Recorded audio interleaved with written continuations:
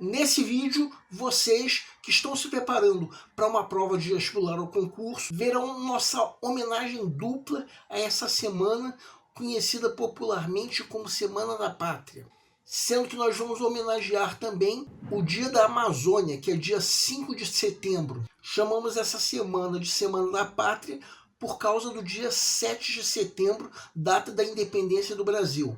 Então vamos fazer uma homenagem dupla. Nós vamos interpretar um artigo de opinião publicado no jornal O Globo em maio de 2021. Um artigo que defende a necessidade de uma união do povo brasileiro para que a Amazônia, essa floresta que garante a importância do nosso país para o mundo, tenha um futuro sustentável. Então vamos lá.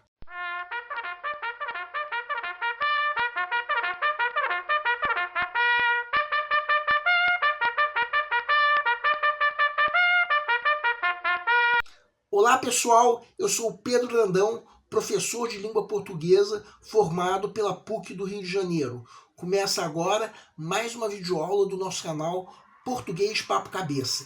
Em primeiro lugar, inscreva-se no nosso canal para não perder nenhuma das nossas próximas videoaulas e ative o sininho para receber todas as notificações. Nessa aula nós vamos fazer uma homenagem a essa semana conhecida popularmente como Semana da Pátria, devido à data da independência do Brasil, 7 de setembro, sendo que nós vamos chamá-la aqui de Semana da Pátria e da Amazônia, devido ao dia 5 de setembro, que é o Dia da Amazônia.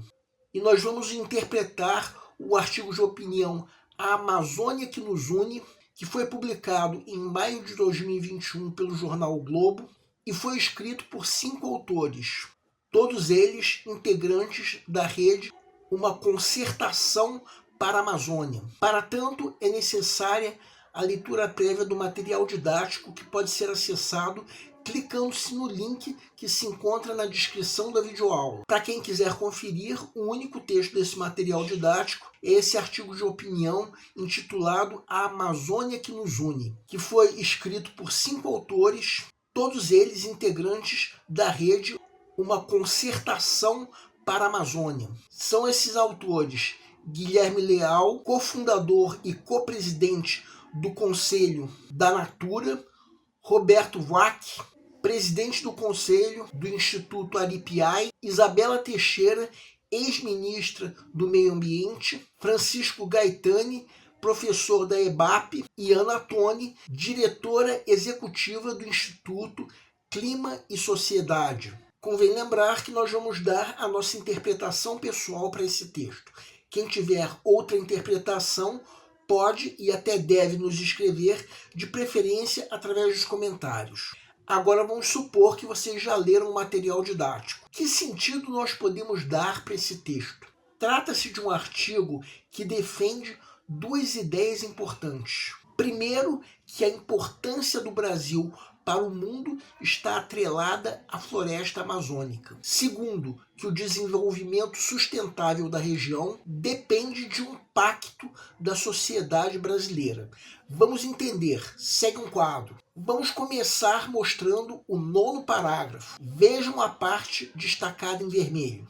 Aqui está dito que a Amazônia acompanha ou está de braços dados com a inserção do Brasil no mundo. Essa é a primeira ideia defendida pelo texto, de que a inserção do Brasil no mundo está atrelada à Amazônia. Outra ideia que o texto defende é encontrada no 2º parágrafo, que o desenvolvimento sustentável da região depende de um pacto da sociedade brasileira. Então, agora que nós identificamos as 2 ideias principais defendidas pelo texto, vamos ver de que forma essas ideias são defendidas. Começando pelo 1º parágrafo, onde nós temos uma apresentação do texto, descrevendo a abrangência do termo Amazônia. Ou seja, incluindo na Amazônia não apenas os chamados amazônidas, aqueles que nascem ou vivem na região, mas também pessoas e entidades envolvidas que, mesmo sem habitar a região, têm uma ligação com ela. O segundo parágrafo, como nós já vimos, defende que o desenvolvimento sustentável da região depende de um pacto da sociedade brasileira, o que nós identificamos como a segunda ideia defendida pelo texto. Vejam o terceiro parágrafo. Aqui o pacto defendido como necessário é explicitado pela parte destacada em vermelho. Em algumas áreas, a Amazônia desperta interesse. Em outras áreas, sofre por abandono. Então, o pacto referido por esse texto passa por um processo de conciliação entre aqueles que se interessam e aqueles que abandonam a Amazônia. Vejam agora uma curiosidade no quarto parágrafo. Podem dar uma pausa para perceberem que o que está em vermelho resume esse parágrafo, que a Amazônia não pode ser tratada como nada disso. E vejam que um dos atributos considerados errados para a Amazônia é esse que nós estamos colocando em negrito. Por aí podemos ver que um dos objetivos desse pacto para o desenvolvimento sustentável da Amazônia é o seu não uso como reserva de extração de riquezas. Entendemos isso como ações do tipo derrubadas, extrações predatórias e até queimadas. Uma dicotomia, ou seja, a classificação de algo, no caso, o desenvolvimento sustentável da Amazônia, como dividido em dois elementos opostos, a preservação e o abandono. Vejam esse trecho mais adiante. As propostas de política ambiental para a Amazônia entram em conflito entre uma dominância predadora e um esforço para a promoção de uma exploração sustentável. O que seria uma solução para isso? A resposta veio no parágrafo anterior, onde o texto mostra outro aspecto ligado a esse pacto defendido: a capacidade coletiva de escuta e fala para acolher as muitas vozes envolvidas com a Amazônia. Precisamos ter capacidade de falar e escutar cada voz que de alguma maneira está ligada à região. De certa forma, isso é retomado mais adiante, onde o texto mostra a polissemia do termo fronteira. Logo depois de o texto falar que as fronteiras políticas não impõem à natureza compromisso, o texto mostra como antigamente o conceito de fronteira estava ligado ao potencial de exploração dos recursos naturais e expansão da agricultura. Ou seja, as fronteiras da Amazônia foram estabelecidas de acordo com fenômenos ligados à degradação ambiental. Tudo isso que nós estamos sublinhando agora. Exploração de recursos naturais e expansão da agropecuária. Só que o conceito de fronteira mudou. Vejam que hoje em dia é um conceito ligado à projeção do futuro.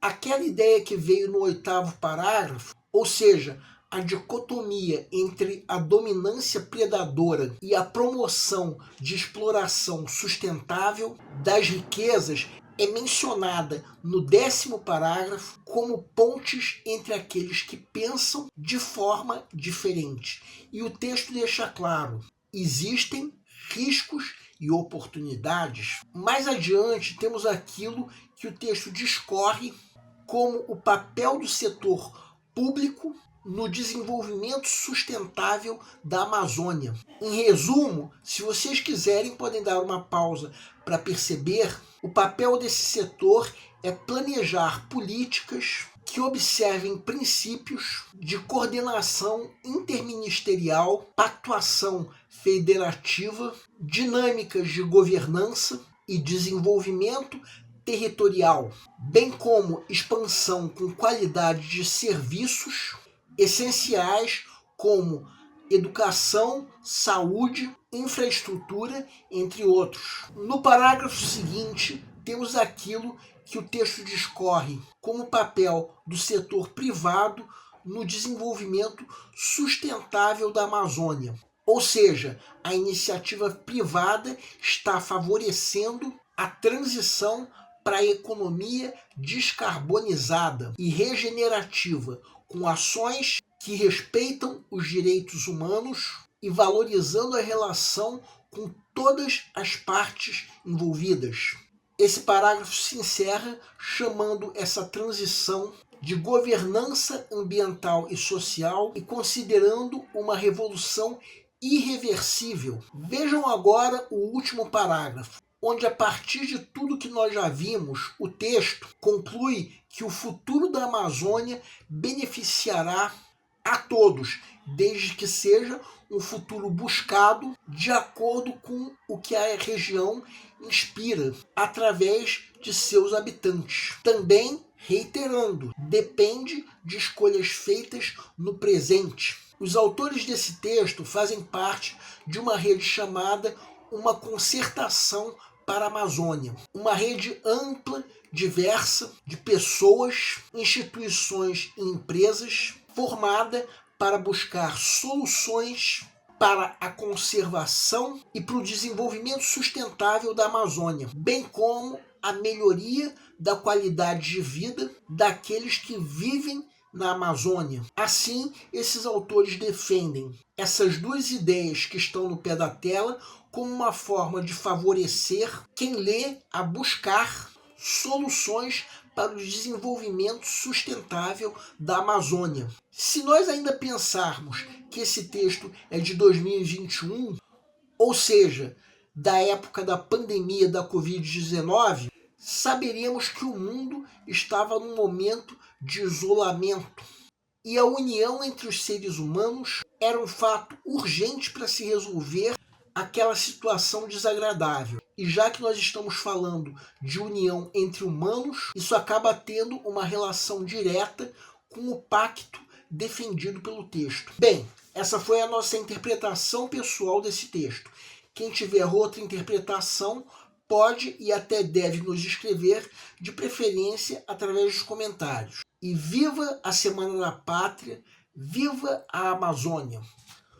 O nosso canal Português Papo Cabeça, que antigamente se chamava Aprenda a Língua Portuguesa, agradece a todos vocês que estão assistindo às nossas videoaulas. Em especial, nós agradecemos a todos vocês que estão compartilhando nossas videoaulas com outras pessoas. Muito obrigado, porque vocês estão ajudando o nosso canal a ser feito. Muito obrigado e aguardem nossa próxima aula.